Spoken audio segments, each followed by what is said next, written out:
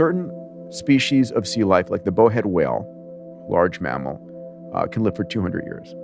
And Greenland sharks can live 400 or 500 years. And so the question is, if they can live that long, why can't we?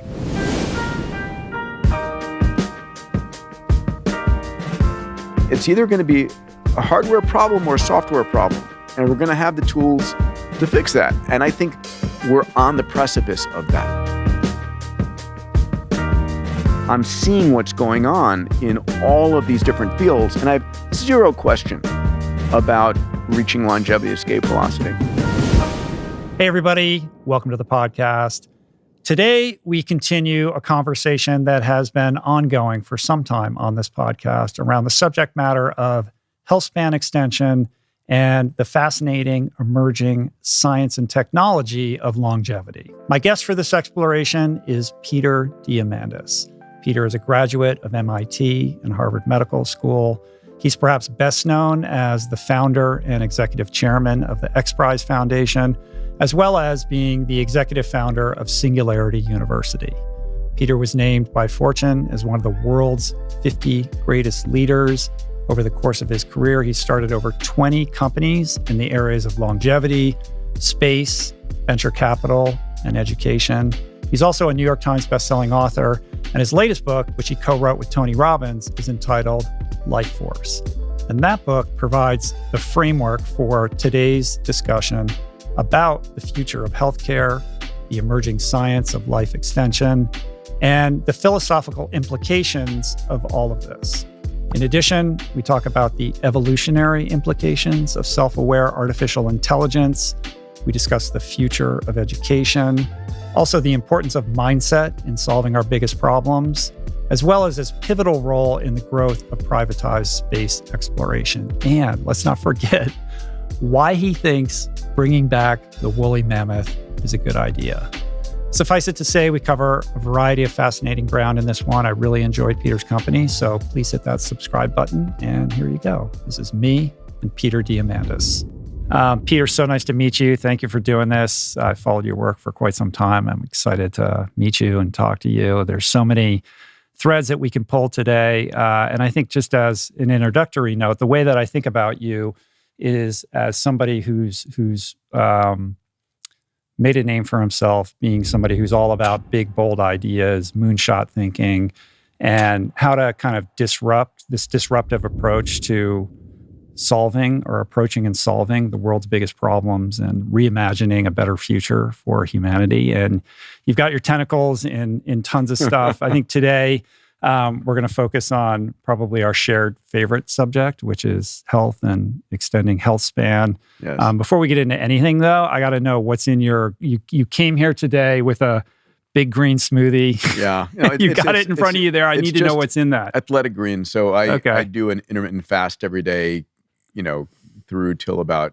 2:30, and I'll drink some athletic greens just to flavor the water and give me a little bit of extra benefit. There you go. Big supporter of the podcast. I'm Yeah. a big fan of athletic green. I had mine this morning as well. So good to know. Cheers. You've got this new book out, Life Force, that you co-authored with Tony Robbins. So I want to dig into healthcare, the future of healthcare, health span, longevity, and all of that. But I think to begin, it's probably worth just canvassing the current state of healthcare and how you think about it as a basis point for how we're going to disrupt this broken system and reimagine a better, newer one. Yeah, it's completely ridiculous. It's a system that deserves to die under its own weight. And just like Google disrupted libraries, and like when's the last time you went to a library and provided ubiquitous access to information, we're going to see the same thing happen in healthcare. And it's really going to be not the existing healthcare companies that make the transition. It's going to be a flock of new ones. And the healthcare companies of the future may sound like Amazon and Google and Microsoft and others, Apple to add to the list. It's really going to be the convergence of these exponential technologies, convergence of AI and sensor technologies and synthetic biology and quantum computing one of the things I'm clear about is this decade, we're going to see healthcare move out of the hospitals, out of the doctor's office, into your home, onto your body, right? And it's going to become, what has historically been a reactive, generic system. I mean, it's, the numbers as well as I do, that, when you have an FDA-approved drug that you've been given to take, you think it's going to work for you. Mm-hmm. But it works for like 10 to 20% of the people it's prescribed for. It just may not be working with you, your physiology, your genomics, your microbiome, and so forth. And the potential is a completely personalized, completely preventative and predictive model where the recommendations I'm getting from the healthcare AI, it's about making yourself the CEO of your own health. I think about that. I think about Jarvis from Iron Man, that AI that Iron Man has, as really continuously measuring my biology from sensors I'm wearing that are implanted, that are in my bed or the chair, that's measuring exactly what's going on all the time and giving me recommendations. This is the future of healthcare. This is where we're going. And it's a future of healthcare which, like Google, is demonetized and democratized. It's going to be the best healthcare ever, and it's going to be the lowest cost healthcare available to everybody.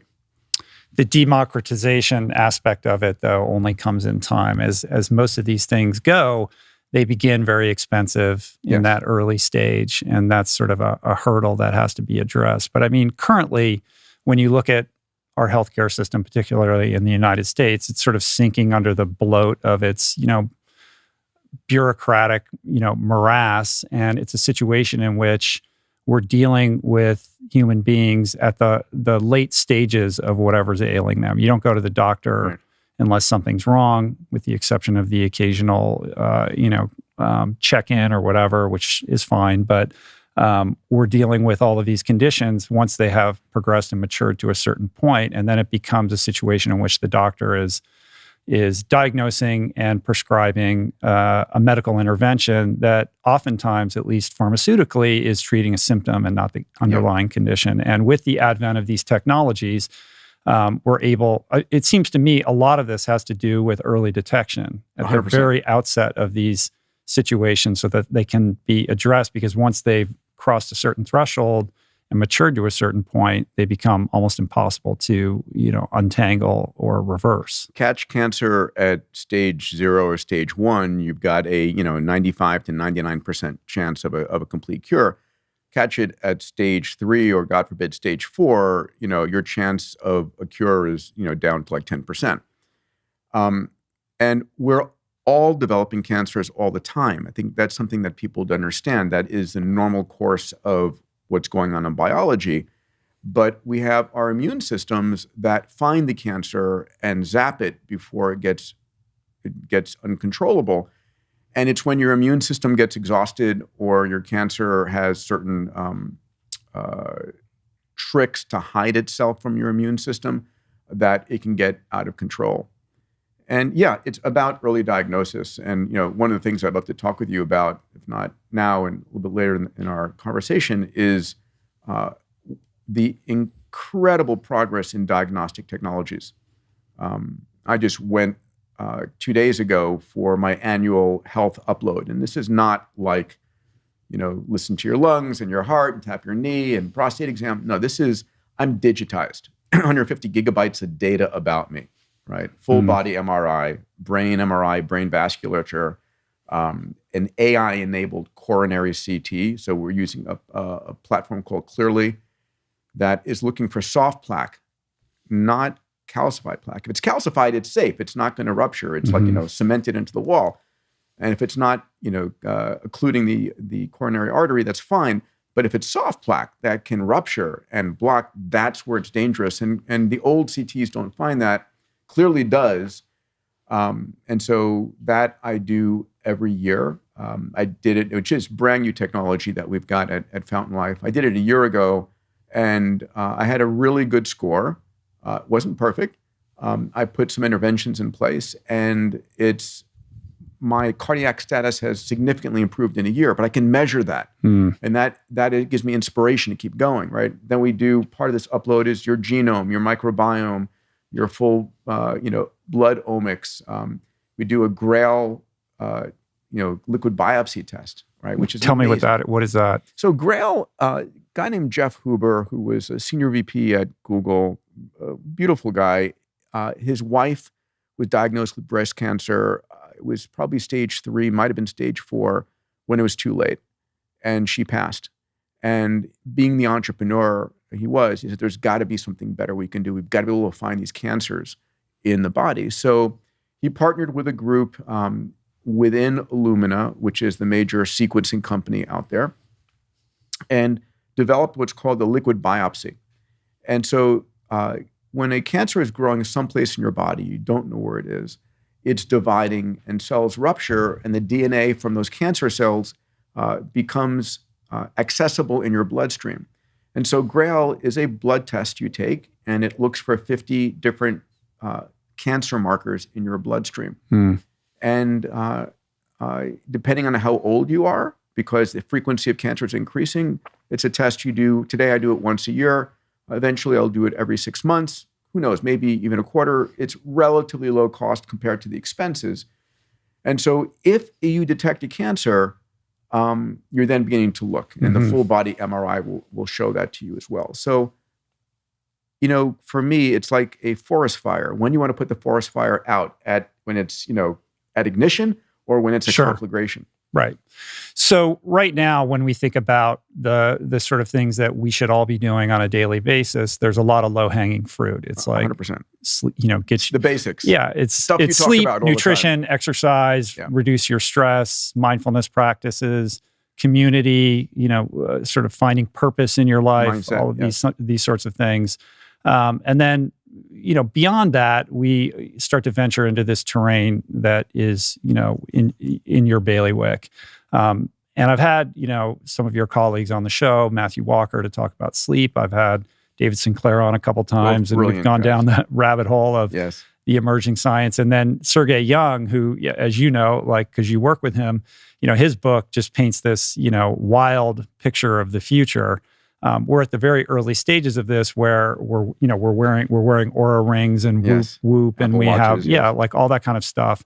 But this is just very nascent in terms of what's to come. So I want to get into some of these emerging technologies in a little bit more detail. That's the fun part. Why don't we? Let's.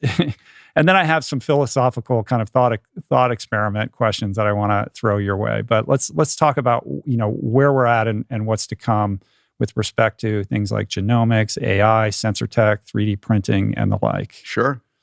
I mean, let me just say that the basics are still critically important. Sure. Right? I mean, in Diet, the pyramid sleep, exercise, of everything, like you're not going to get away with much if you're not taking care of those things, right? 100%. Yeah. So, I feel a moral obligation to tell people a few basic things, which are the same things that you've talked about and written about in your career. Sleep is fundamental, right? Matt Walker, UC Berkeley, brilliant thinker here. He wrote a great book called Why We Sleep. I commend it amazingly. And if evolution could have gotten rid of a single hour of sleep, the advantage of a subpopulation of humans that slept 7 hours versus 8 hours is huge. It hasn't. We need 8 hours of sleep. And, I used to brag when I was in medical school about being good on 5 or 5.5 hours. Now I'm bragging about hitting 8 hours every night. And, do that with a great eye mask, with taking the temperature down to 64 degrees, having a cooling mattress, and really getting to sleep at 9:30 and waking up at 5:30, just that consistency.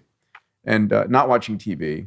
I actually put on an Audible book with a timer to go off in 15 minutes and read a bedtime story. On diet, again, fundamental. For me, it's a whole plant diet. I've gone vegan, I've gone keto. I'm back to sort of a whole plant with some Mediterranean sort of fish and eggs. And then intermittent fasting for 18 hours and then eat for 6. You do that every day? Every day. Yeah. Well, let me say, I do cheat occasionally with the kids on a Saturday morning, but I try not to. Yeah. And it's interesting, right? When you are doing intermittent fasting, I have incredible amount of energy. And people would think, well, I need the food to fuel me and so forth. When I eat food after I've been fasting, it pulls the blood into your digestive system, and it makes you lethargic, like on Thanksgiving Day. And then, of course, exercise, fundamental. And again, you know more about that than I do, but I try and take almost every meeting I possibly can as a walking meeting, or a walking phone call, or a walking Zoom. So I try and get my 10,000 steps in a day, and then I do a heavy weight workout twice a week and light weights the other days. Yeah.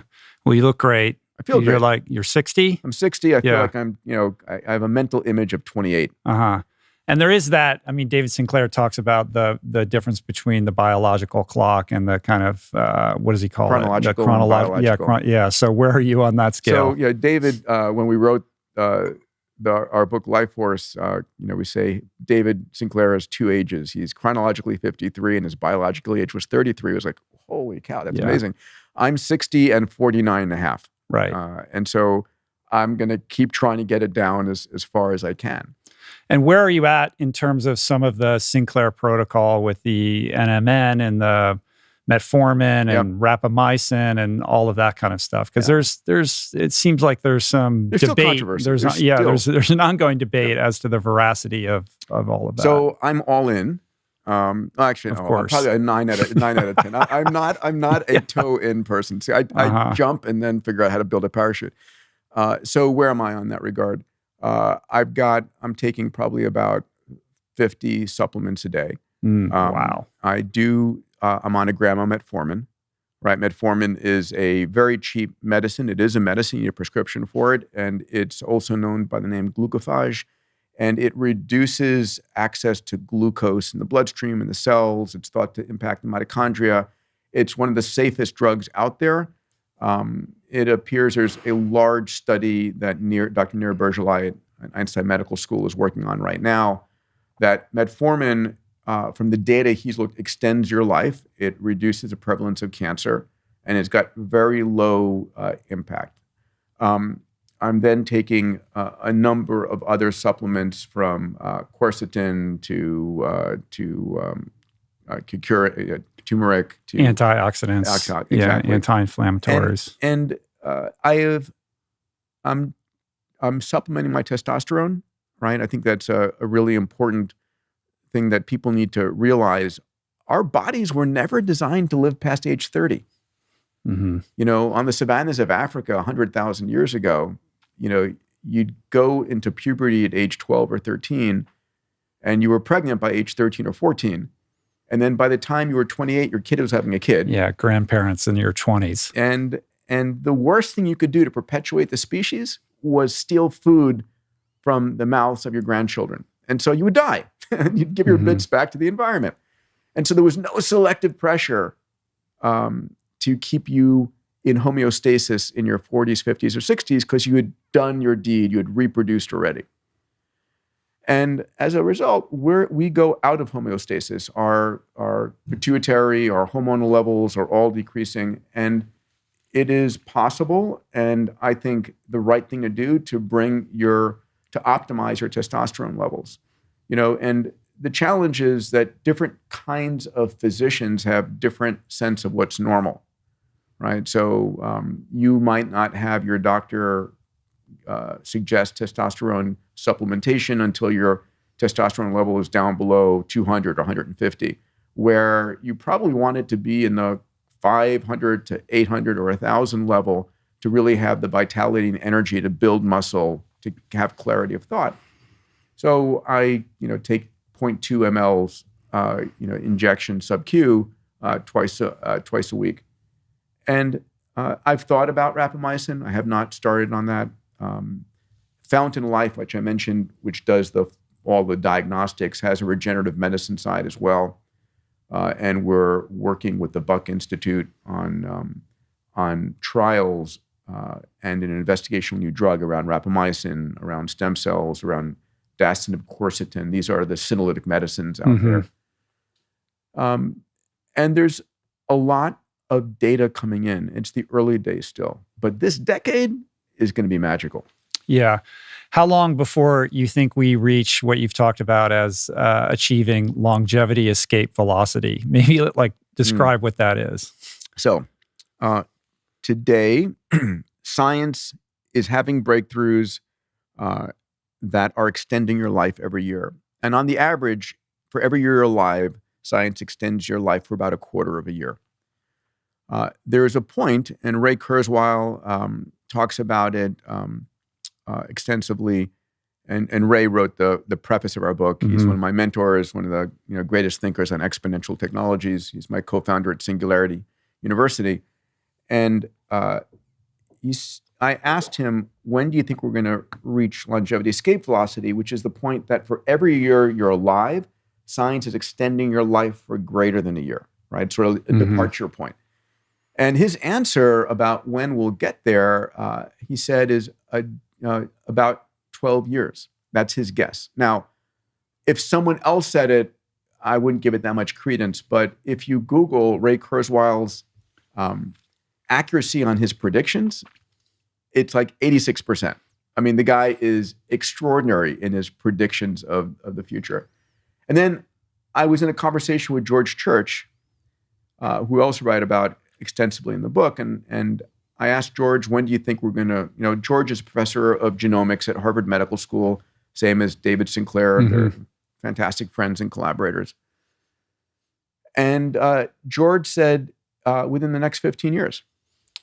Wow. And so I'm like, that's kind of insane, right? Right. So let's assume for a moment that that's correct. 15 years from now, give or take, we'll be able to, every year that you live, there will be an incremental addition to your life's health span. Yeah, sufficient enough such that the perpetuation of life would seem to never cease. Yeah, it's like, we have a 24,000 mile diameter or circumference of the planet. And if you're in a jet going at 1,000 miles an hour westward, the sun never sets. Right? And so if you go faster, the sun will You're rise. In stasis. Yeah. And so it's somewhat similar in that regard. And it gets you thinking, which is, to use a phrase from one of Ray's books, Fantastic Voyage, it's living long enough to live forever. Now, let's put aside the idea of living forever as a moment, but how long can we live? When I was in medical school years ago, Rich, I remember watching a TV show on long-lived sea life. And I wasn't, didn't have much time for TV. I would basically just watch Star Trek whenever I could, which was my sort of vitamin dosage. And what I learned was that certain species of sea life, like the bowhead whale, large mammal, can live for 200 years. And Greenland sharks can live 400 or 500 years. Sea turtles, similar multi-100-year lifespan. And so the question is, if they can live that long, why can't we? Right. And I remember thinking, it's either going to be a hardware problem or a software problem. And we're going to have the tools to fix that. And I think we're on the precipice of that.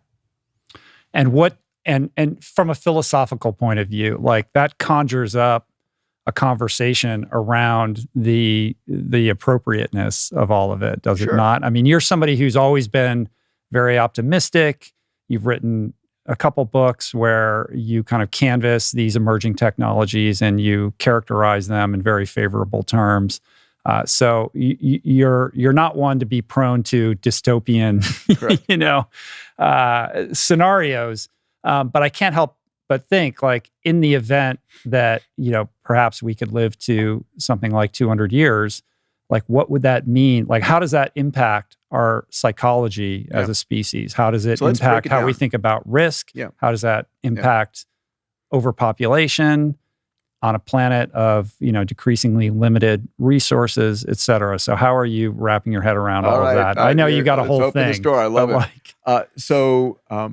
First of all, a study came out 6 months ago done by London School of Business, Oxford, and Harvard that looked at the impact of extending the lifespan by just 1 year of every human on the planet.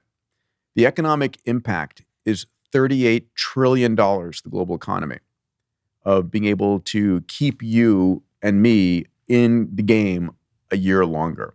So it's a massive positive impact to the global economy, right? Earning potential, being productive. Now, the question about overpopulation, and I write about that in the chapter on exponential tech and longevity. And a lot of people are concerned about overpopulation of planet Earth. Then there's a lot of people, including myself, Elon Musk, I had this conversation with him last April, that are concerned about massive underpopulation of planet Earth. So, I have a hard time seeing that being a let me give you reality. the numbers.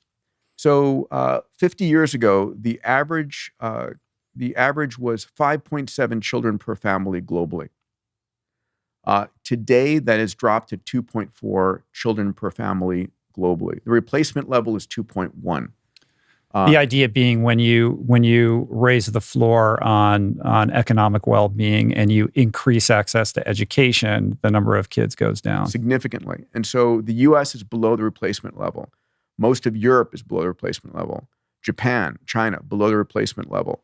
And the concern is that rather than going out with a bang, it's going to be a whimper, that we're going to peak, and we will peak, just like peak oil and peak natural gas and all those other scarcity mindset. We're going to peak at 9.5 billion people, and then a very rapid decline.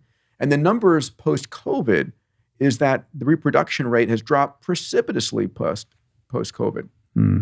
So, we talk about the Great Resignation and having difficulty finding people, which is true. I'm involved in a dozen companies, and hiring people is getting harder and harder.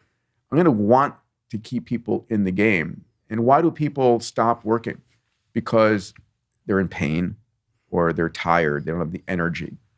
And so, but if you can have the vitality, the aesthetics, the cognition, the mobility at 100 years old that you had at 50 or 60, it's an amazing time to be alive. Mm-hmm.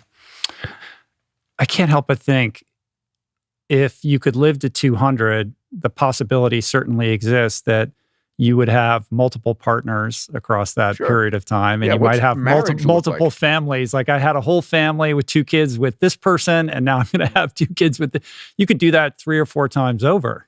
And multiple careers, 3 or 4 times over. The reality is that our existence, our societal structure, our laws are built around a very different age. We don't have a true democracy, but a representative democracy, because the communications didn't exist back, hundreds of years ago to be able to count everybody's vote, but they do now. The idea of Social Security was designed and developed when the average lifespan was like 55. Mm-hmm. You would retire, go on Social Security, 18 months later, you were dead. Right. And so all of this is changing. And, for the financial advisors listening to us, or the people who are dependent upon financial advisors, making sure you have enough money if you're going to add 20 or 30 healthy years is an important conversation to have. And it's not being had sufficiently, because I think this is the direction that we're heading. Sorry to interrupt the flow. We'll be right back with more awesome, but I want to snag a moment to talk to you about the importance of nutrition. The thing is, most people I know actually already know how to eat better and aspire to incorporate more whole plants, more fruits, vegetables, seeds, beans, and legumes into their daily routine. Sadly, however, without the kitchen tools and support, very few end up sticking with it. So, because adopting a plant-based diet transformed my life so profoundly, and because I want everybody to experience some version of what I've experienced, we decided to tackle and solve this very common problem. The solution we've devised, I'm proud to say, is the Plant Power Meal Planner, our affordable, all-in-one digital platform that sets you up for nutrition excellence by providing access to thousands of highly customizable, super delicious, and easy-to-prepare plant-based recipes. Everything integrates with automatic grocery delivery, and you get access to our amazing team of nutrition coaches 7 days a week and many other features. To learn more and to sign up, visit meals.richroll.com. And right now, for a limited time, we're offering $10 off an annual membership when you use the promo code RRHealth at checkout. This is life-changing stuff, people, for just $1.70 a week, literally the price of a cup of coffee. Again, that's meals.richroll.com, promo code RRHealth for $10 off an annual membership. All right, let's get back to the show. It's also interesting to think about how we calibrate risk also, because if you're faced with the prospect of living that long, how do you think about like, am I going to play football in high school? Yeah. Am I going to go skydiving? Like, why would you incur any unnecessary risk that could threaten your ability to live for another century? There's a great science fiction story called The Puppet Masters. I think it's by Larry Niven or David Brin. And it's a society that has achieved longevity, escape velocity. And they got to a point where they're so risk averse, they have no corners on their tables. They don't want to like bump themselves. Mm-hmm. And, you know, I think it's hard to anticipate what that psychological makeup would be, because we have no experience with something like that. I think the single most important thing around the psychological makeup of longevity is having purpose long enough, enough of having a bigger future for yourself than your past, to keep you wanting to stay in the game, right? That keeps you excited for, this is probably a great French term, the Zvide, whatever. That keeps you excited about, like for me, Rich, as you know, my early passions in life were all space, right? It was the Apollo program, it was Star Trek, it was all of that stuff. And it's just now, and I worked for 20 plus years in the commercial space industry. It's just now through the work that mostly Elon's doing, and to some degree, Jeff Bezos and Richard Branson and others, that we're opening the space frontier. I want to go and walk on the moon, start a city there. I want to go and mine the asteroids. I want to see that future. But unless I'm able to tack on an extra 30 healthy years of my life, it's going to be just out of reach. Yeah. I mean, it is worth mentioning, in talking about private spacecraft and everything that we're seeing going on right now, which is unbelievable, that it really all tracks back to your initial XPRIZE. Like everything that we're seeing in the private space with space exploration, would it have happened had you not created that initial XPRIZE? I mean, maybe it would have, eventually. But it was really an inflection point for this whole thing. Thank you. It was like, when I grew up, my parents were both in the medical field. My dad, both born in the island of Lesbos. My dad came over, became an OBGYN. My mom should have been a doctor. She managed the office for him. And it was always expected I'd become a doctor. That was it. It was like that old joke around the president's being inaugurated and his mom is there and the person goes, Mrs. So-and-so, aren't you so proud of your son who's become the president? She goes, yes, but you see that guy next to him? That's his brother and he's a doctor, right? It was like that kind of a thing. And so space captured my heart and I wanted so desperately to become an astronaut.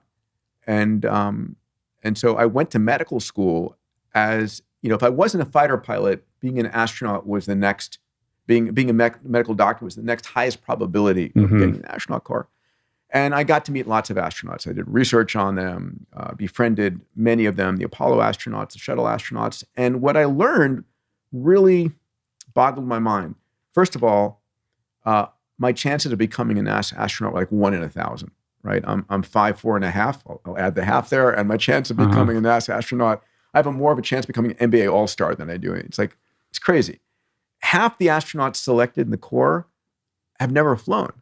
They're called penguins because they have wings and they don't fly. And then if you do get to fly, on the average, at most, it's 2 flights during your career.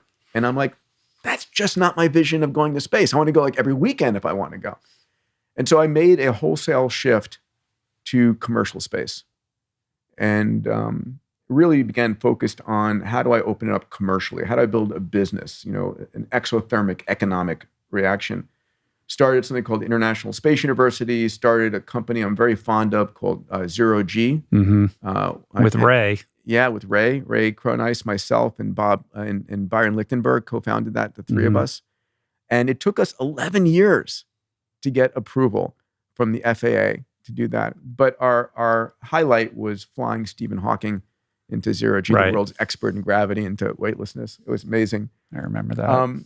And then I was given a copy of The Spirit of St. Louis, Lindbergh's biography by a dear friend, Greg Marinac. And I'm reading this book, and it chronicles something called the XPRIZE. It was a $25,000 prize offered in 1919 for the first person to fly between New York and Paris. And it was considered craziness, the idea that you can fly that distance. And 9 teams went after this $25,000 prize. 4 of them died in making the attempt. And Lindbergh, who was the most unlikely guy to do it, had been flying only for 2 years. No one would sell him an airplane or an engine because they were so scared that he would, fail and give them a bad reputation. He makes the flight 33 and a half hours from Roosevelt Field to Le Bourget, becomes one of the most famous humans on the planet. Aviation skyrockets, and it was caused of that prize. And I was like, that's what I'm going to do. I'm going to create a prize. And so I announced the idea of a $10 million prize for the first team who could build a private spaceship, carry 3 adults up to 100 kilometers, land, and do it again within 2 weeks.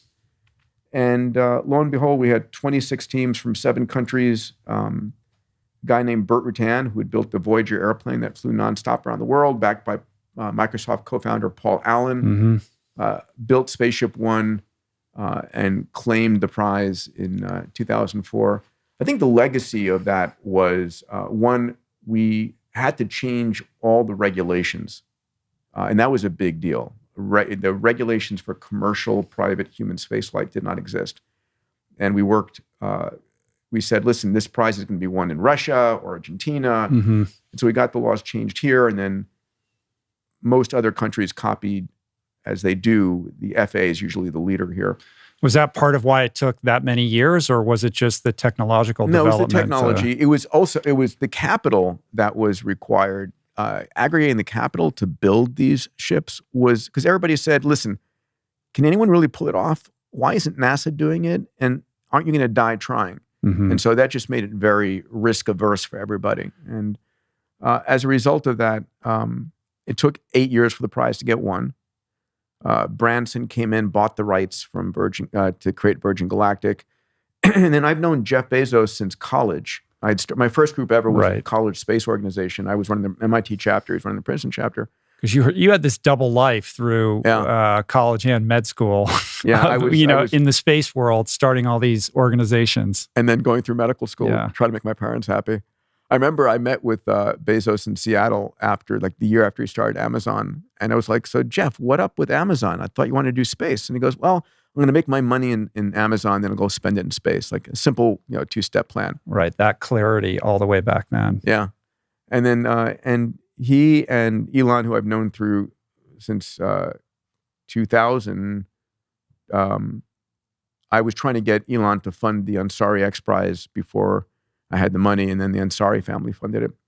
But this idea that you can inspire small teams to do crazy things is huge. And bringing this back to health and longevity, working with David Sinclair and George Church, we've designed and developed, and initially funded by Sergey Young, to give him credit. We've got an age reversal XPRIZE that we're very close to launching. And when Sergey first wanted to do a longevity prize, and I've been the biggest longevity, fan and involved in this industry for a decade now, I was like, man, I just don't see how we're going to make an XPRIZE out of it. And the more I started studying it, and kudos to Sergey, I was like, oh, interesting. And it was, okay, we're not going to do a longevity prize. We're going to do an age reversal prize. And it's, and to win this prize, you need to demonstratably, through a number of very specific mechanisms, demonstrate the age reversal of 3 independent tissues or organ systems in the human by 20 years or more in a repeatable fashion. Yeah, it's a pretty high bar, especially when it seems like all of the science right now is in mice and rats and the like. Yeah, it is. That work is going from mice and rats into dogs. And when I asked David and George, again, my two sort of superstars, and in the book Life Force, we have these heroes, and David and George are definitive heroes in the book. Ask them, when do you think we're going to be seeing the gene therapies that were used to reverse the age in mice? The answer is we'll likely see it being tested in humans in 5 years' time, which sounds insane. Is that due, once again, to kind of regulatory hurdles or more about the progress of the science itself? I think it's both. It's, the FDA is a governor, like limiting the speed by virtue of wanting to make sure it's done well and doing it safely. When I was in medical school and graduate school, I was in a lab, Richard Mulligan's lab at the Whitehead Institute at MIT and Harvard. And it was the earliest days of gene therapy. And this incredibly brilliant man and vision of being able to use a virus, in this case, an adeno-associated virus, that you've stripped out the virus's DNA and put in the DNA that you want, and using this virus to go and infect the specific cells in the human body and inject this piece of programming into it was a massively brilliant idea. And unfortunately, when it was first tested, it killed the young patient. And it really set back the field 5 to 10 years. I don't know the exact number. And then it was eventually successfully trialed in what's called bubble boy's disease, when you have no immune system. And it was successful, and now it's an extraordinary tool in the toolkit. But you don't want to make that mistake. You don't want to have something set back the field. Right. So there's caution in doing it in mice and rats and guinea pigs and dogs and primates, and then eventually humans. Well, there's certainly a qualitative difference between extending the life of cells, human cells, or decreasing the rate at which they decline, and it's another thing altogether to quote unquote reverse their aging. Yeah. So how do you demarcate the difference between those two? So here's the question, and it's one that when I first thought about it, and I'm not sure if I heard it posed or just my mind came up with it, which is, when we're born, we have 3.2 billion letters from our mother and 3.2 from our father. And that same genome is there when we're 20 and 40 and 60 and 80 and 100. And the question is, if it's the same genome, and it is basically the same genome, why do you look different? Why? And it turns out it's not your genome, it's your epigenome. Epi, from the Greek word for above, it's the controls of which genes are turned on and which genes are turned off. So as you well know, every cell in our body has the genes to become any other kind of cell in our body. And when we begin life, we are a pluripotent stem cell. Stemness means the ability to differentiate into, bone, muscle, ligament, whatever it might be. And but once it's differentiated, that cell is only expressing the proteins for a muscle cell, or only expressing the proteins for a skin cell. The other proteins that are used in the eye or the brain or the liver are wrapped up and tightly bound in this system called our histones that limit it from being expressed. And so it's why your cells don't all of a sudden start becoming other types of cells. You don't want, sort of your muscle becoming skin cells. And that's your epigenome. And what David Sinclair does a beautiful job in his book, Lifespan, which I commend to everybody, in discussing that our epigenome changes over time. And you can measure your epigenome looking at methylation patterns, the methyl groups of CH3 attached to different parts of your DNA that control whether it can be read or not read, or whether it's wrapped in tightly or not. And he then goes on to talk about what are a system called the sirtuin systems, right? There are 7 sirtuin genes and 7 sirtuin proteins that are controlling 2 different functions that are critical to your existence. One function that the sirtuins control is your epigenome. The sirtuins are controlling keeping your muscle cell a muscle cell, keeping your skin cell a skin cell. The other thing that sirtuins are controlling is DNA repair. So just living life, being hit by cosmic rays, by chemicals in the environment, by secondhand smoke, whatever it might be, we're constantly being hit by these mutagens that are causing double-strand breaks and single-strand breaks and other kinds of DNA damage. The number I just read the other day is 1,000 to 1 million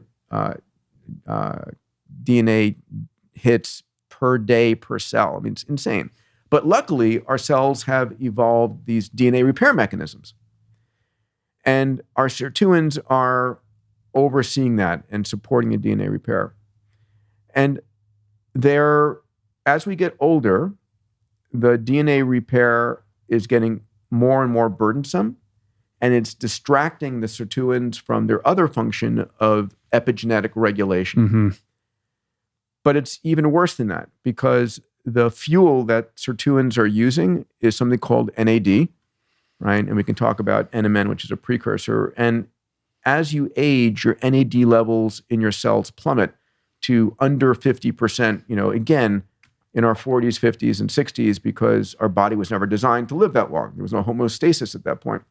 And so the way I visualize it in my mind is your genome is like the keys of a piano. Your epigenome is the piano player, and if you're playing the right keys at the right time, you're expressing yourself properly. Now imagine that the piano player, at the same time they're playing the concerto, need to go and repair this thing over here. And the amount of time they're having to repair is they're being distracted over and over and more frequently. And then imagine that, the food that they're being fed to energize them is getting less and less. They're becoming weaker and weaker and more distracted. And so your epigenome gets dysregulated. And we then see, skin changes, we see more cancer, we see a whole slew of different age-related situations. Right. So the idea being that by ingesting this exogenous NAD precursor in the form of NMN, you're alleviating some of that burden and allowing you're giving a better regulation. Yeah, you're giving your sirtuins more energy to fight their good fight. Right. And what is the relationship between all of that and this conversation around declining telomere lengths and how that impacts our aging? So I won't dive into areas that I'm not fully sure about, but I mean, telomeres are the end caps of our cells that get shorter and shorter as we age. So there's something called the Hayflick limit, which is your cells are able to replicate about 50 times. And then they do one of 3 things. After they've reached about 50 replications, they should have the decency to die. Or if they don't, they could become cancer cells, and the regulatory brakes are taken off and they can grow out of control. And a third thing that happens is they become senile cells, also called zombie cells. And they just sit there and they produce inflammatory factors. And I think the number is like 3% of our cells in our body are senile cells. In our skin, in our liver, in our lungs, in our kidneys. And so there's a whole new set of medications called senolytic medicines, which are looking to identify and zap those senile cells, kill them. And the reason for that is if you're able to do that, it reduces inflammation in the body, which is one of the big, causes of aging as well. Right. That's senescence. Yes. Yeah. Let's go back to the pluripotent cells, the stem cells. I think what you're doing with cellularity by capturing these cells in the form of the placenta is pretty interesting. Yeah, it's fascinating. So one of our partners in the book is Dr. Bob Hariri, who's my older brother from another mother. He's a pilot. He was a neurotrauma surgeon. And early in his career, when his wife was pregnant with his daughter, Alex, Bob found something curious that normally when I was in medical school and he was in medical school, you're taught that the placenta is sort of the support mechanism for the fetus. And when he looked at his wife's echo, it was clear the placenta was huge compared to the fetus, and why, if it was a support mechanism, it should be growing at the same time. Long story short, he was the first person to really recognize the placenta is the source of, I think of it as a 3D printer that manufactures the baby, generates all of the cells, all the stem cells. And when you have a baby, typically the labor and delivery will charge you to incinerate and get rid of the placenta. Mm-hmm. And he said, instead of doing that, we should be collecting this incredible organ and collecting from it stem cells, exosomes, natural killer cells, and T cells, each for a different reason. And he started doing this work as an entrepreneur, got bought by a company called Celgene, which is now part of Bristol Myers Squibb, but Celgene was a $100 billion company. And Bob was running cellular medicine at Celgene. About 4 or 5 years ago, I helped him spin what is now Cellularity out of Celgene, take the whole cellular medicine division out, and we started this. And Bob's chairman and CEO, and I'm very proud to be his vice chairman in the company. And what Cellularity does is a number of things. Number one, we're the largest bank of placentas on the planet. So when my wife and I had our 2 boys, we banked their placentas. There's a company called Life Bank USA, which is a division. Anybody listening who is pregnant or knows someone who's pregnant, I think it's a moral imperative to save the placenta. Yeah, it's an insurance policy on your children's future. Yeah, it's that's the placental cells are the the original boot disk, the original software, and from that, you'll be able to have so many benefits of regrowing organs, or there's a whole series of cancer diseases where you're going to want to have access to that original clean, 0-day genome. Mm-hmm. So Bob realized this, and what Cellularity is doing is it's mining the placenta for products. So first thing is natural killer cells. And natural killer cells are the part of your innate immune system that can detect cancer and zap it, can detect cells infected by viruses and zap them. And it turns out that in a mother who's pregnant, who has cancer, the probability of a cancer metastasizing to the child is near zero. And it turns out that the natural killer cells from the placenta find any cancer cells and zap them. Mm-hmm. But when you're older as a human and you have immune exhaustion, which occurs, your immune system starts declining, you don't have the ability to detect the cancer. So what we do is we use the natural killer cells from the placenta intravenously against a number of cancers. We're now going into glioblastoma, which is that terrible, fatal brain disease. And I can't discuss the results yet, but we're super excited about this. So natural killer cells and T cells from the placenta as a supercharged, very vital, youthful cancer mechanism. And then stem cells as the means to augment your stem cells. When you're born, compared to age 80, your stem cell populations are down 100-fold or 1,000-fold in different compartments. And your stem cells are the regenerative engine of the body. You can think of the body as a mansion with an army of workers that support the everything being right. But as you age, the workers become senile, they die, and the mansion starts falling apart. Mm-hmm. Same thing for stem cells in your body. So can you revitalize it? In fact, this book, Life Force, began. Yeah, because Tony had this stenosis issue, right, in his back. He was chasing a 22-year-old skier, what do you call it on the surfboard? Snowboarding? Snowboarder, and trying to keep up. And he takes a bad fall, thought he broke his neck, had actually basically done a really bad rotator cuff. And all of the surgeons were like, you need surgery, you need surgery, you need surgery. And, Tony is the guy that gets the 5th, 6th, and 10th opinion. And he reached out to me one day and said, what do you think? And I said, you should talk to Bob Hariri about stem cells. And talking to Bob is like, asking someone to give you advice on basketball. I'm talking to LeBron James. It's like he's like the top of the game. And so Bob advises him where to go get stem cell treatments. And after 3 days, 1 shot in the shoulder and 3 days of IVs just for 30 minutes a day, his pain is gone. His pain in his back is gone. And, a couple months later, his MRI is normal.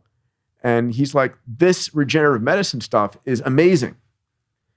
And, results will vary. And Tony is definitely a mind over matter kind of guy. So if it's going to work for anybody, it'll work for him. And we began a journey. So as part of the XPRIZE, I run an adventure trip every year for our benefactors. And we were piggybacking at the Vatican and running a longevity adventure trip. And I invited Tony to come. And he came on this trip. In fact, we opened the book with that story. And he met all of these incredible physicians and researchers. George Church was there, Martine Rothblatt, a multitude. And he goes all in, he studies. And so he said, this is my next book. He invited me to co-author it with him, which has been a joy. And that's how we got to where we are. And here we are, and you're doing podcasts. Yeah, exactly. Let's talk about some of the other interesting developments in this space. Where are we in terms of AI and machine learning and sensor tech and 3D printing? Like, how is that going to, at what point can we start to see that being introduced into our kind of diagnostic regimen? Yeah. So AI is here now. AI is outcompeting physicians almost everywhere in terms of diagnostics. So AI is diagnosing lung cancer, prostate cancer, Alzheimer's. The idea that a human doctor, as good as we are at pattern recognition, can outdo an AI is getting less and less likely. In fact, I think it's going to become malpractice to diagnose somebody without AI in the loop very soon. Yeah, when the data sets, as they get larger and larger and larger, the ability for an AI to detect something is going to far exceed the human capacity. By a massive margin. And, every hour of the day, there are probably dozens, if not hundreds, of journal articles written. And an AI can consume all of them, but no physician can keep up with the volume of accelerating, exponentially growing research. And so AI is here right now. There's another place it's being used. One of my companies, my venture fund, Bold's invested in, is called In Silico Medicine. A brilliant Russian AI scientist, Alex Ziverankov, has built this out of Hong Kong.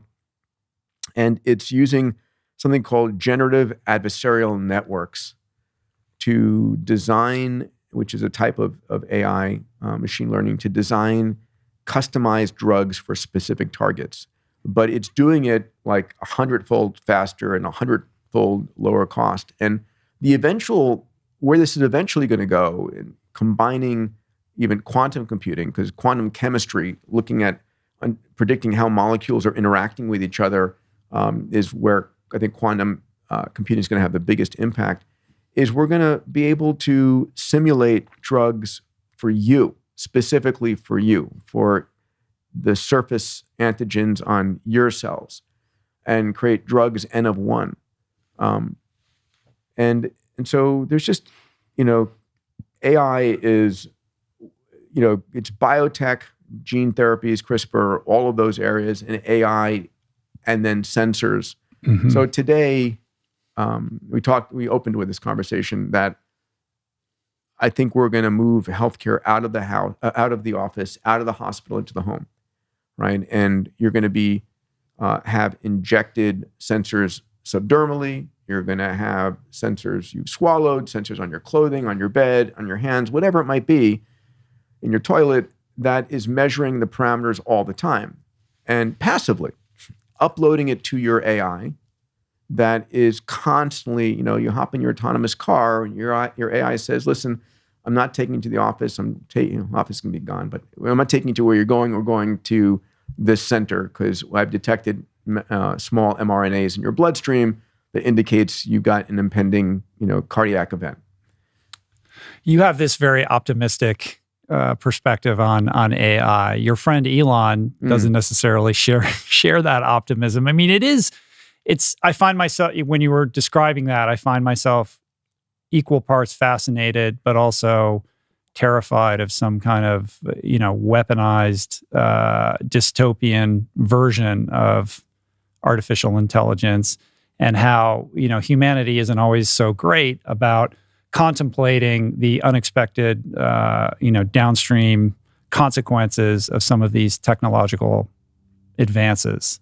Yes. That we're hell-bent on. I mean, we're going to do it no matter what. Yeah, there's no on-off switch. But there's no we're not very switch. good about taking a beat and saying, what are we really doing here? And how can we enact measures now in this premature phase to prevent some of the predictable, negative consequences? We're actually better than you might think. So when I was in medical school, I remember recombinant DNA, the first restriction enzymes for being able to accurately cut DNA at different locations came in. And it was predicted to be this disastrous implications for terrorism and Hitler Youth and clone babies. And it was just like, front covers of magazines were predicting doom and gloom. And what happened was that the science community got together at a place called Asilomar up north of here. And they had the Asilomar conferences, and they created their self-regulatory structures to preventing these things from happening. And we haven't had any issues in 40 years.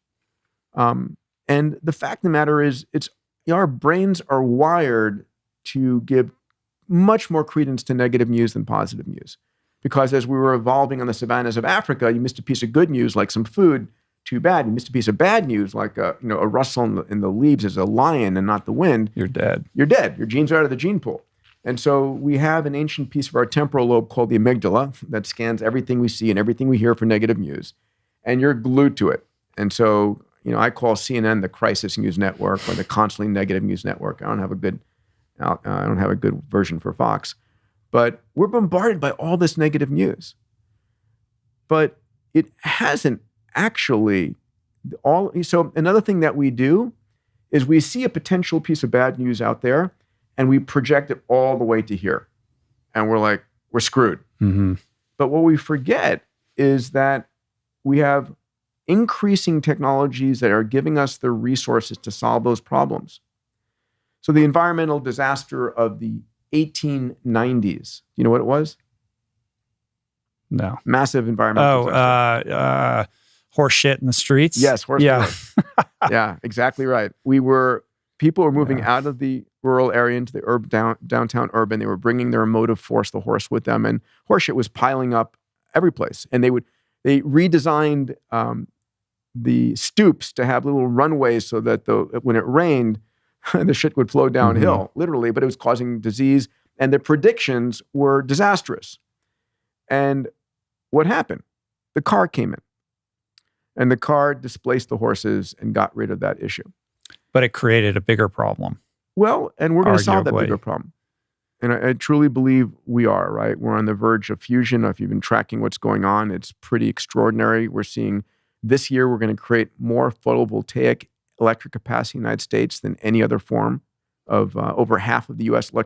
new electricity production is going to be photovoltaic.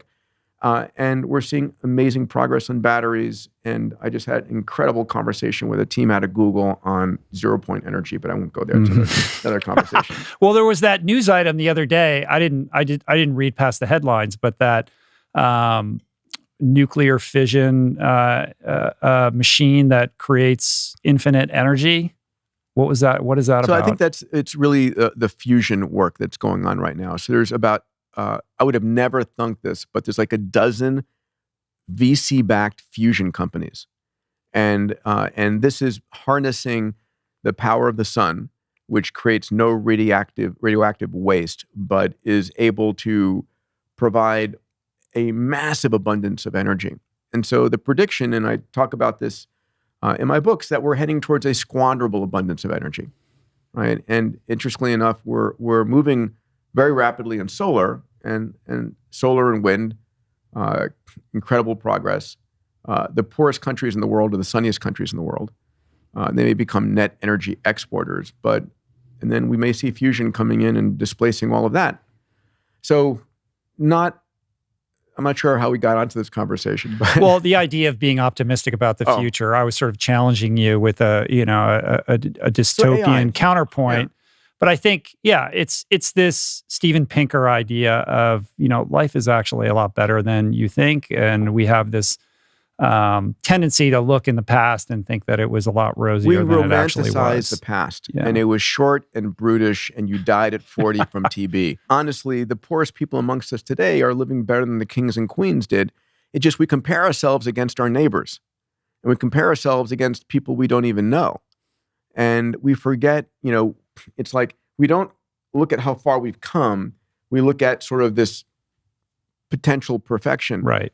But it's amazing what we have access to. Well, certainly to, ponder the viability of printing organs, or just the rudimentary implications of VR headsets on medical students who could, put themselves in the position of performing cutting edge surgeries, that they wouldn't be able to bear witness to. Like all of the learning tools that are now available, certainly in the sensory tech that would allow us to have interventions at a very early phase. Like these are all fantastic things. But then I read this idea about bringing the woolly mammoth back to help. I love it.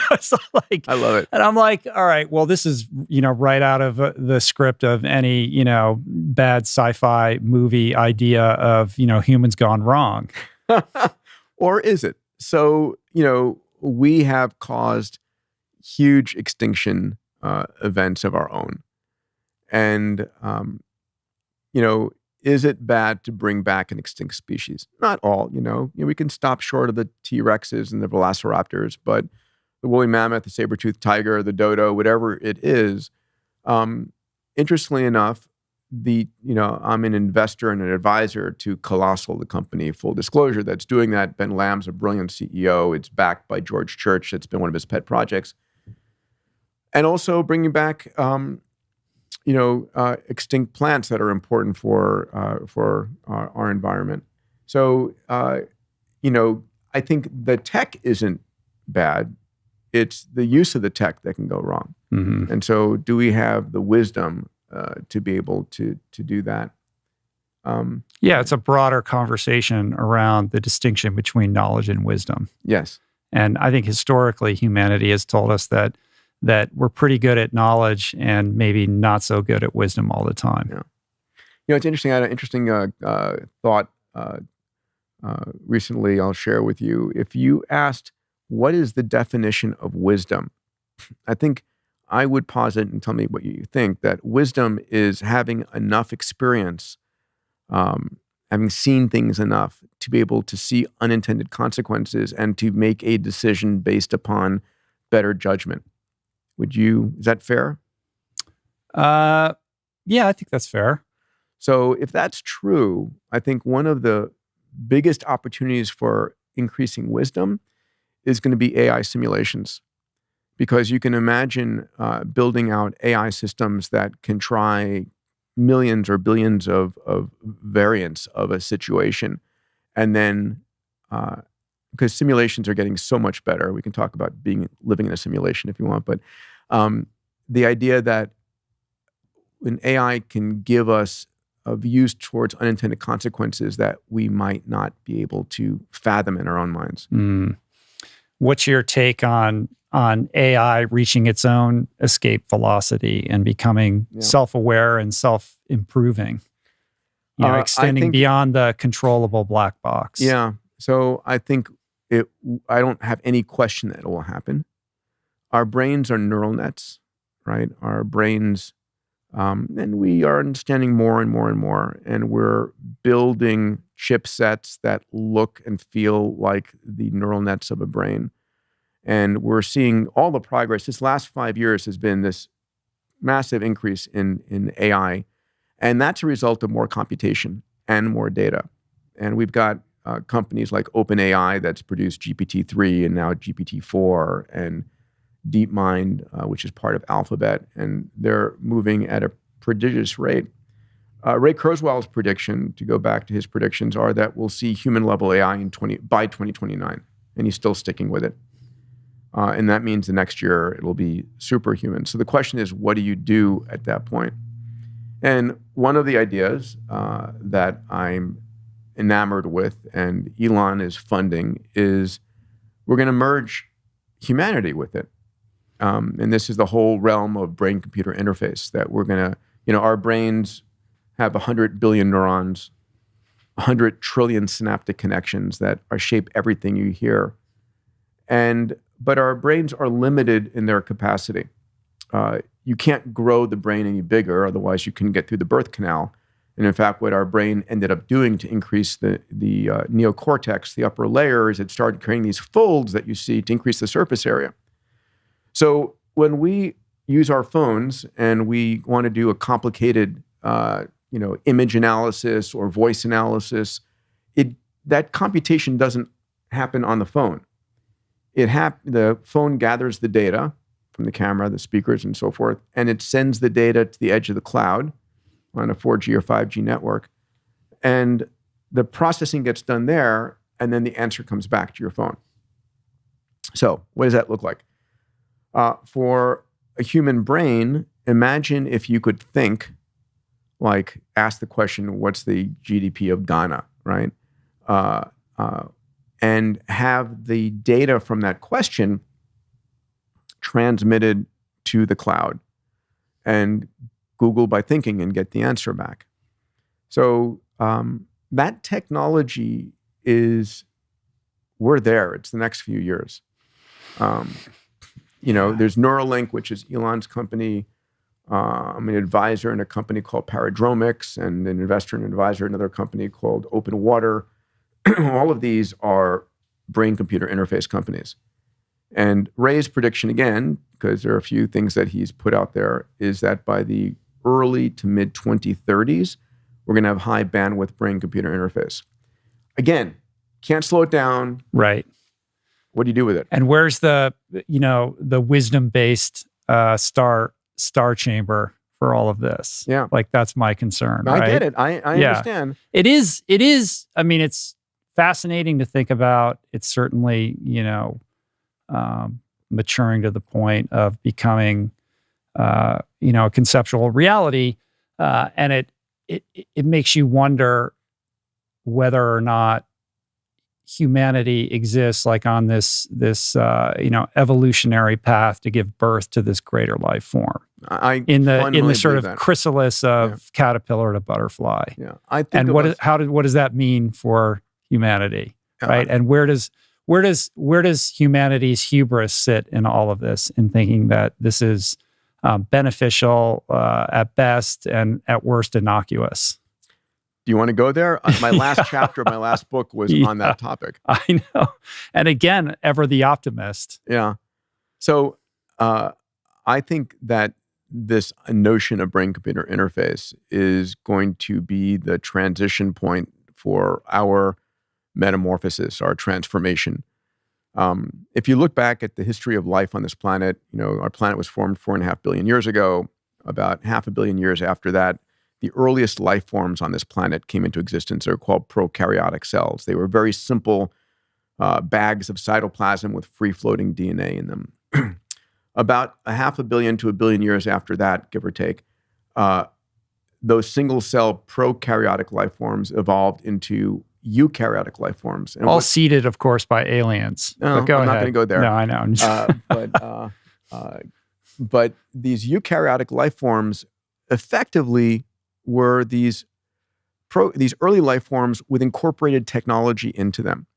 So the eukaryotic life forms had ingested what we call now mitochondria, which were energy plants. They were other bacteria that had been able to do oxidative energy production. And so they ingested that as a power plant inside of the cell. Then endoplasmic reticulum for creating proteins and Golgi apparatus, and more importantly, a nuclear membrane and chromosomal structures. And so we went from a simple life form to a more complicated single-cell life form with technology as part of it. Mm-hmm. The next phase, a billion years later, was to go from single-cell to multicellular life forms, where these cells would come together collaboratively and work together, eventually forming you and me. We have 40 trillion cells in our body, give or take. We're not a single life form. We're a collaboration of 40 trillion cells.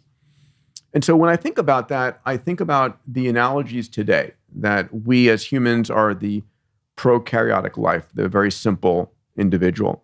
And we're in the midst of incorporating technology into ourselves, right? Like going from prokaryotic to eukaryotic life, where, these mobile phones are part of us. It's my memory bank is here and such. And as we start to connect, and if, Rich, I have a BCI connection and you do as well, and I can share thoughts with you, right? It's a level of connection and intimacy, like I can watch the sun rising in Tokyo through the eyes of somebody.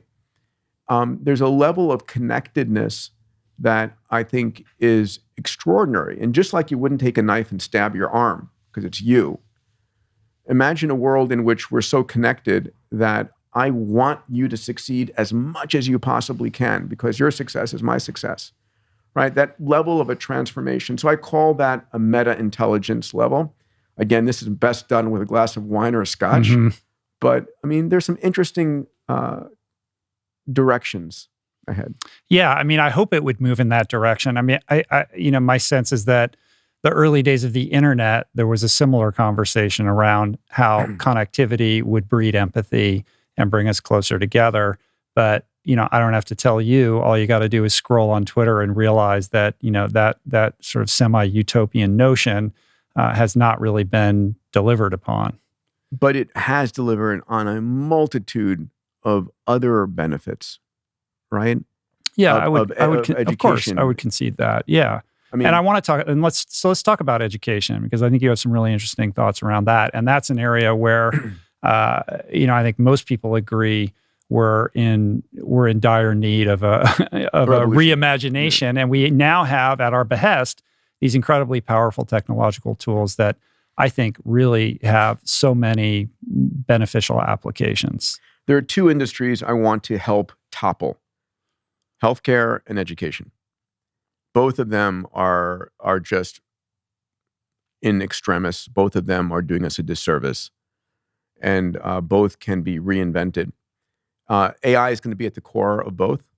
When you think about that, Google, for the wealthiest child on the planet and the poorest child on the planet, is identical, right?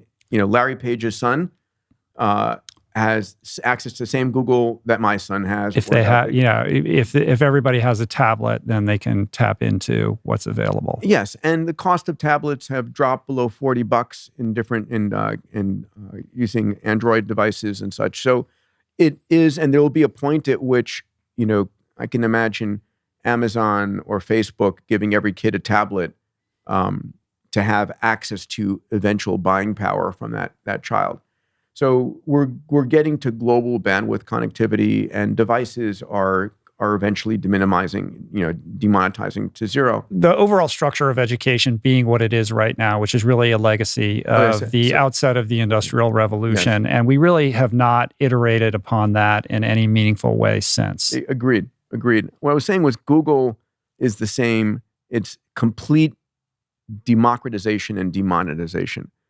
And I think we're going to reach a point, I'm sure we're going to reach a point where the best healthcare is going to be AI enabled, which will be accessible to the poorest and the wealthiest.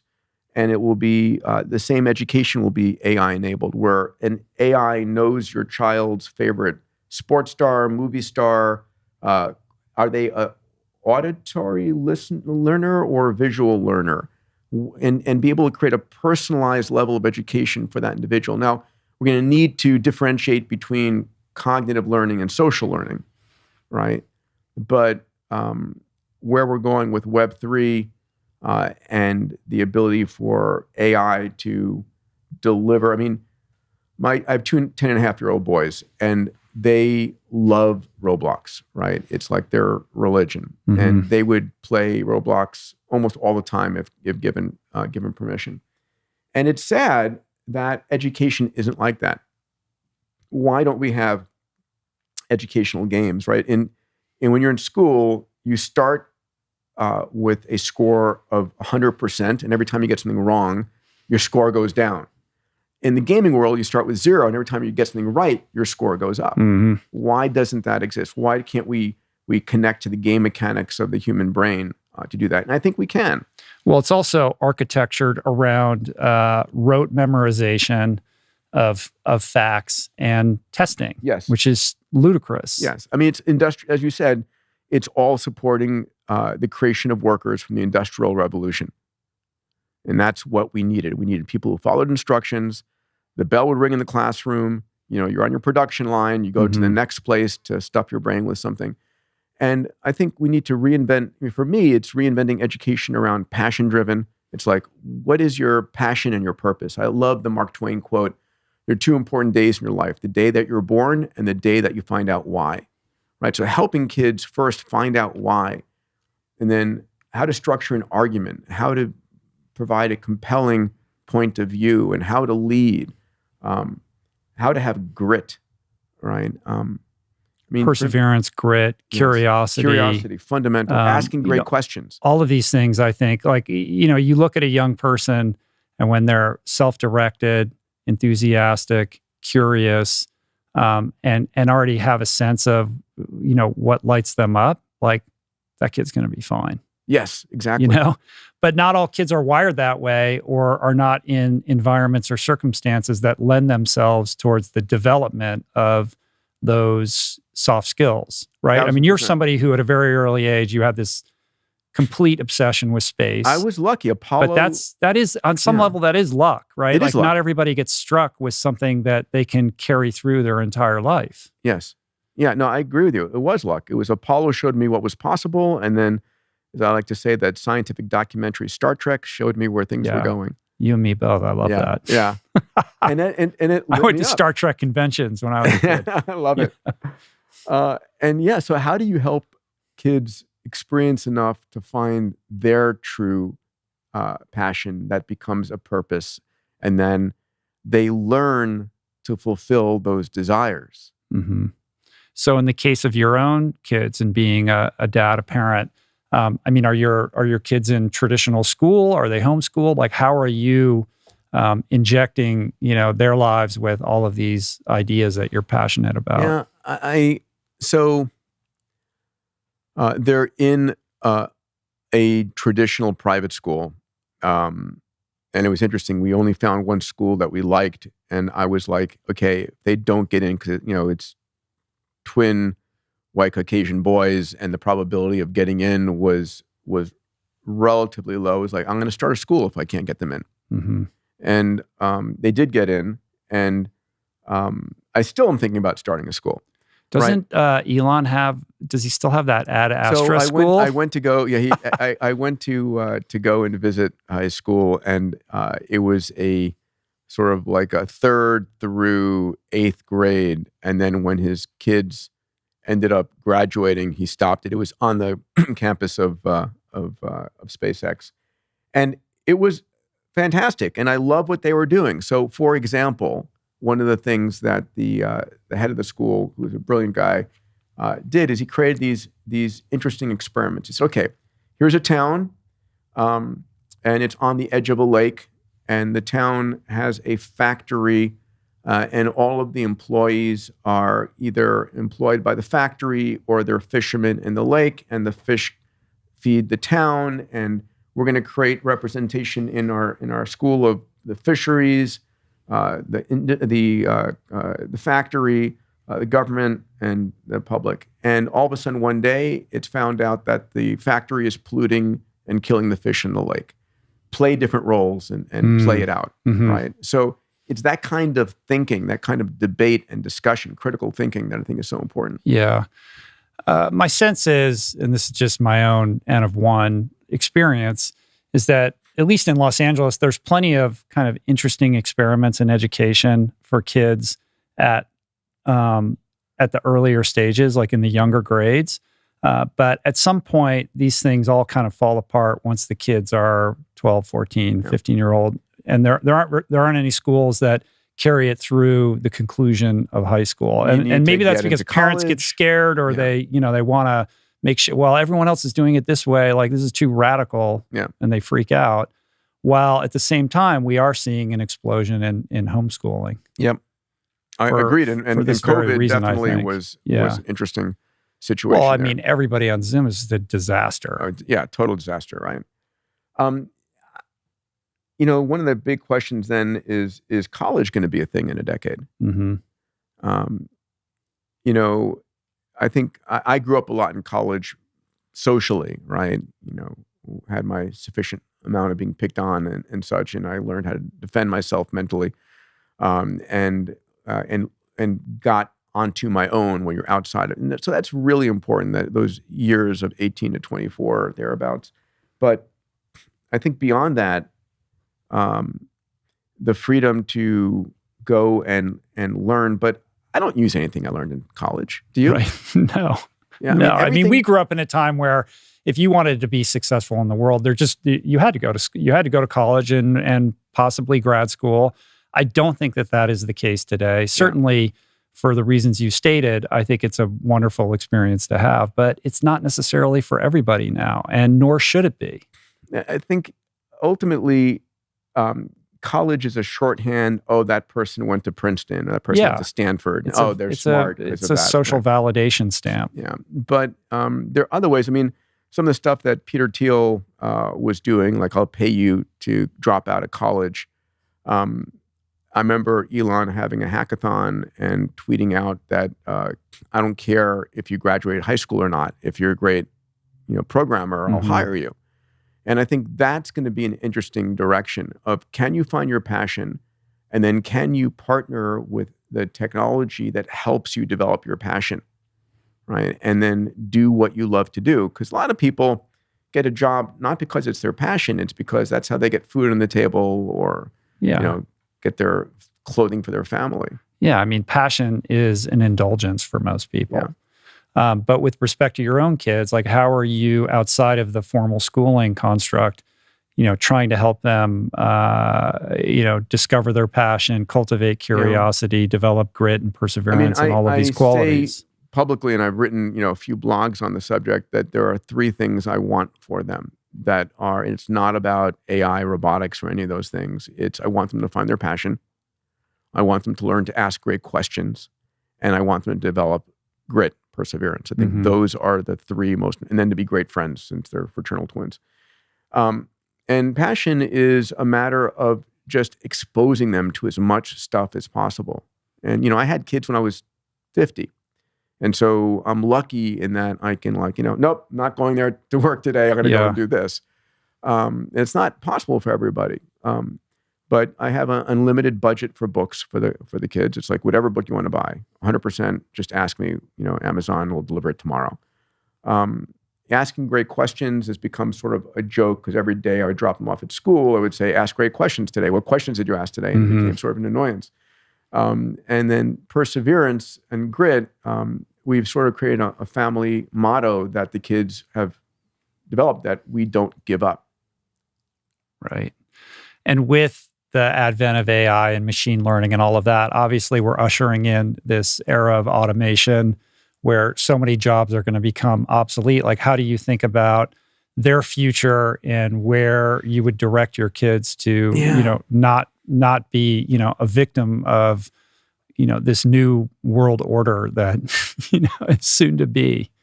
It's a fascinating question. So one realization is technology is constantly changing, but a lot of the problems are not.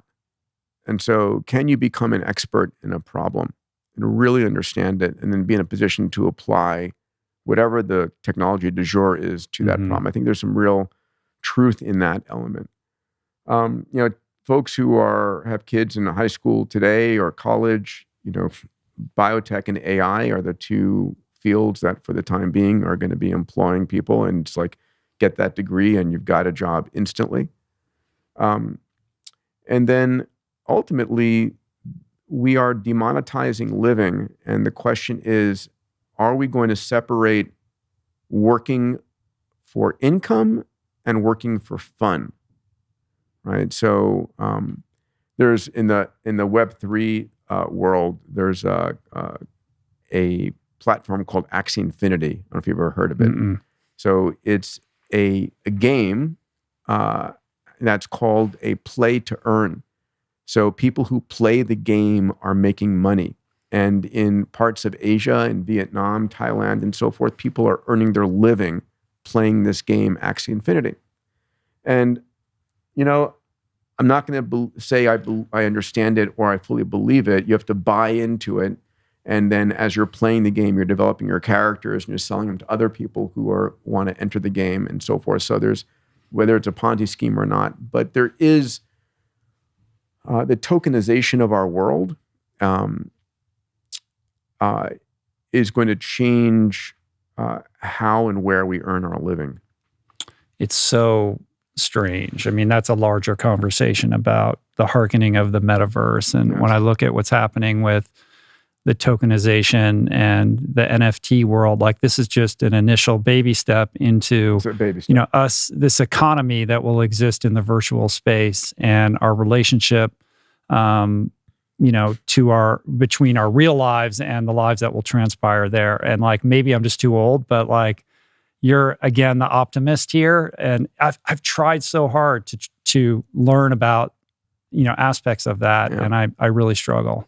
Yeah. Oh, and I think it's the only way to learn is by doing and playing and experiencing. And so I'm trying to do that as much as I can, and it is fascinating. I can see enough promise over the horizon. I'm in Bitcoin and Ethereum. I've not bought a single NFT. I'm still not a believer, even though my friends have made, millions of dollars in the world. It's like, no, just not there. I believe NFTs are going to be important for a number of business reasons, just not there on the Bored Apes yet. But the Web3, where Web2 was a web of information exchange, and Web3 is going to be a value exchange where I can be transmitting money to you or transmitting ownership of things to you instantly, is massive. Yeah. It's 100 times, maybe 1,000-fold more massive than the current web is today. Well, the idea of smart contracts and just the ease with which we're going to be able to kind of conduct business and create incentives, et cetera, all the way down the line with that, I think is really interesting. Yeah. It's an amazing time. And then you start to realize the kinds of things you can monetize. So a few companies I know about, if you sequence your genome and if you give them access to your genome to be used in different product developments and so forth, you can earn money from it and such. If that company, if your genome is used for creating a discovery and so forth. My head's going to explode. Yeah. I mean, honestly, it's the only constant is change, and the speed of change is increasing. Now, I am the optimist, and I feel like optimism is warranted over and over and over again over the last 50 years. Yeah. And our tools, I define an entrepreneur as someone who finds a juicy problem and fixes it, right? That's what, real entrepreneurs are doing well. And I also believe that the world's biggest problems are the world's biggest business opportunities, right? And what I teach at Sinclair University and Abundance 360 is, when I become a billionaire, help a billion people, right? There's those kinds of mantras and mindsets that are like where can I go solve this problem? What problem can I go solve there? Yeah, on the mindset piece, I think that's really important. And maybe this is the last thing that we can cover here. When I look at the breadth of your work, you're somebody who has never been afraid to tackle big problems and really set, what most would assume to be just, outlandish, audacious goals. So it's that relationship. There's a certain kind of like relationship to reality that you have and possibility.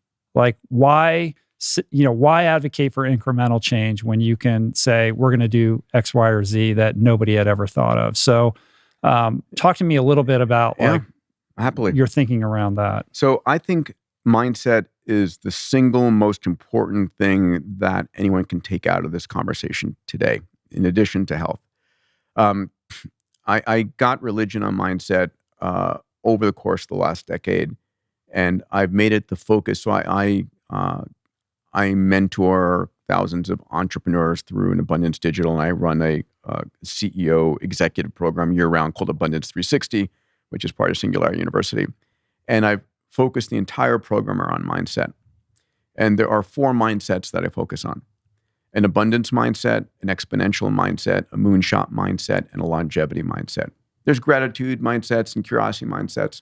We'll come back to the primaries. If I were to ask you what made Steve Jobs, Jeff Bezos, Elon Musk, Mahatma Gandhi, whoever it might be, successful, was it the money they had? Was it the relationships they had? Was it the tech they had? Or was it their mindset? I would posit that mindset is the most important out of those things. If you took away everything from them, but they maintained their mindset, they would regain some portion of it. And so if that's true, if mindset is that important, then where are we proactively developing and honing our mindsets? Because most of us, including me until this last decade, have been getting our mindsets from our parents or schools, God forbid, the stuff we watch on TV. And instead of like proactively honing it.